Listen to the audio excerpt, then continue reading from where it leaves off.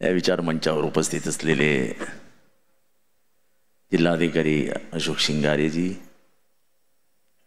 आमचे खासदार बाळ्यामामा, कुमार आयलानीजी, किशन कथोरेजी, माजी मंत्री कपिल पाटीलजी, नागेश पाटील अष्टीकरजी, आता मला ज्यांनी कानात काहीतरी सांगितलं ते त्यांचे वडील. त्यांनी काय सांगितलं माहिती आहे का? सांगूनच टाकतो, रिटायर होत आहेत काय सांगायला हरकत नाही. हे उपकार शरद पवारांचे आहेत.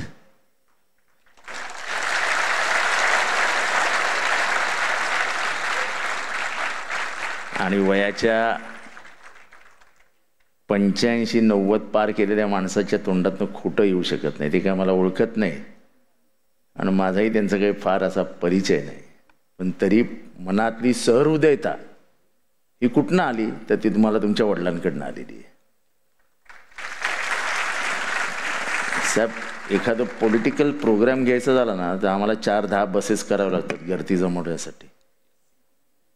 ही गर्दी बघूनच तुमची लोकप्रियता काय हे समजते.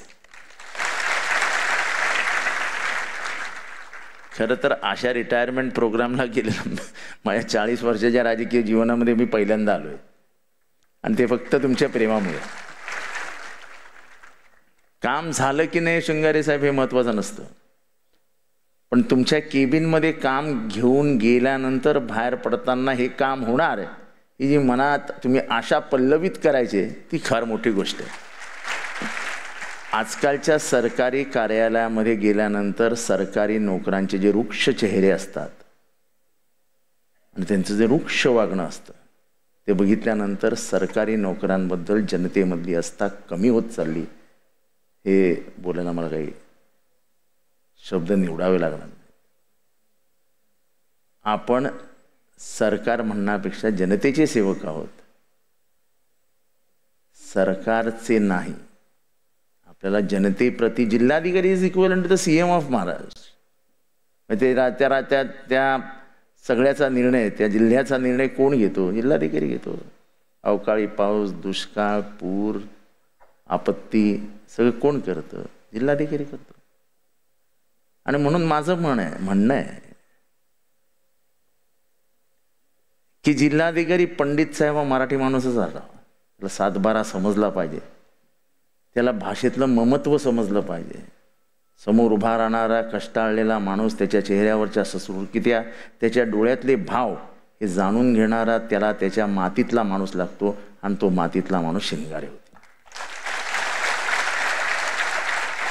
माझं काय त्याचं काय म्हणजे फार काही काम वगैरे केलेलं नाही शिंगारेंनी. म्हणजे मी एवढी त्यांची तारीफ करतो, माझी एकही येणे ऑर्डर नसते, माझी कुठेही जमीन नाही आहे, माझं कुठलंही काम मी अवैधरित्या कुठल्याही सरकारी कर्मचाऱ्याकडनं करून घेत नाही, आणि त्याच्या तोंडावरच सांगतो. पण त्यांच्या वागण्यातला, स्वभावातला गोडवा ही एकच गोष्ट त्यांच्याकडे मला, म्हणजे मी त्यांना आज नाही ओळखत, माझ्या आणि त्यांचे संबंध जवळजवळ 30 वर्षापासून आहेत, पण सगळी पदं उपभोगल्यानंतर सुद्धा न बदललेला माणूस म्हणजे शिंगारे साहेब. आणि त्यामुळे साहेब मध्यंतरी तुमची तब्येतही थोडी खराब होती. खराब म्हणजे थोडंसं वरखाली चालतंच साहेब. आता एवढं टेन्शन घ्यायचं, अख्ख्या जिल्ह्याचं सगळं सांभाळायचं, एवढे 16-17 आमदार, 2-4 खासदार डोक्यावर बसून घ्यायचे म्हटल्यावर तब्येत खराब नाही होणार तर काय होणार. पण तरी हसत खेळत लोकांना सामोरे जायचं आणि आपल्यातला ओलावा त्यांना दाखवून त्यांचा चढलेला पारा थंड करायचा, ही कला आहे ना. आणि ही कला उत्तमरित्या अवगत असलेला माणूस आहे.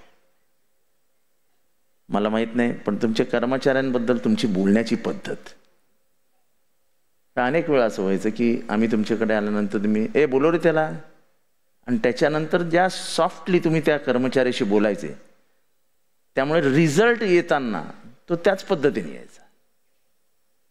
म्हणजे 2 फायली राहिल्यात साहेब,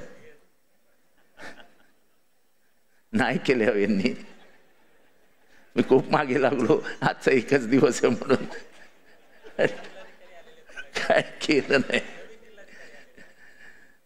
शेवटी साहेब नवा भिडू नया राज असं असतं ना. त्यामुळे आता त्यांची माझी ओळख, त्यांच्याकडे जाणं, मग त्यांना फाईल समजून सांगणं, मग त्या फाईलातले कांगावे समजून सांगणे. तुमच्याकडे कसं हक्काने यायचो, बोलायचो, आपला 25-30 वर्षापूर्वीचं नातं होतं, त्यामुळे एक आपलेपणा होता सर. असो, this are the passing phases of life. A man has to come in, a man has to walk out. तुम्ही आलात, इतकं मिनिंग खेळलात आणि आज रिटायरमेंटकडे जातात. प्रत्येकजण तुम्हाला सांगेल की तुम्ही आता घरी बसा आणि खूप आराम करा. घरी बसू नका सर. ज्याने 35 वर्ष काम केलंय असा माणूस घरी बसला की बसलाच. मिळेल ते काम हातात घ्या, पण काम करा, काम करत राहा. आणि तुमच्या वडिलांनी ज्यांचं नाव घेतलं शरद पवार, त्यांच्याकडनं हे शिकण्यासारखं. काम करत राहा. त्याच्यामुळे मी तुम्हाला अधिकचा सल्ला देऊ शकत नाही, कारण का तुम्हाला माझ्यापेक्षा जास्त लोक अनुभव आहे. फक्त एवढंच सांगतो की तुम्हा पती पत्नीला, तुमच्या घरच्यांना नशिबान आहात. तुमचा संपूर्ण प्रवास बघायला तुमचे आई वडील जिवंत आहेत. म्हणजे नोकरीत लागलेल्या दिवसापासनं रिटायर होईपर्यंत आई वडिलांचा आशीर्वाद लाभणं ह्याच्यासारखं मोठं भाग्य दुसरं नशिबी नसतं. आपला पोरगा जिल्हाधिकारी झाला याच्यापेक्षा मोठा आनंद या बापाला काय असेल हो दुसरा. त्याच्यामुळे हे भाग्य नशिबी लाभलेले तुमच्यासारखे कर्तृत्ववान अधिकारी आणि तुमच्यातला मानवी ओलावा हा असा जिवंत ठेवा. तुमच्या भावी भविष्याला खूप खूप शुभेच्छा. तुमच्या सगळ्या कर्मचाऱ्यांनाही तुमच्यातला ओलावा थोडा जाताना वाटून जा. ते असे ते देतात ना, तो हे घे ब्रा, ते दक्ष, तसं तो असं तो उद्या मीटिंग घेऊन सगळ्यांच्या हातात थोडासा तो ओलावा ठेवा. म्हणजे आम्हालाही तेवढंच जिल्हाधिकारी कार्यालयात जाताना तुम्ही असल्याची जाणीव होईल. एवढंच या ठिकाणी बोलतो, रजा घेतो. जय हिंद, जय महाराष्ट्र, जय भीम.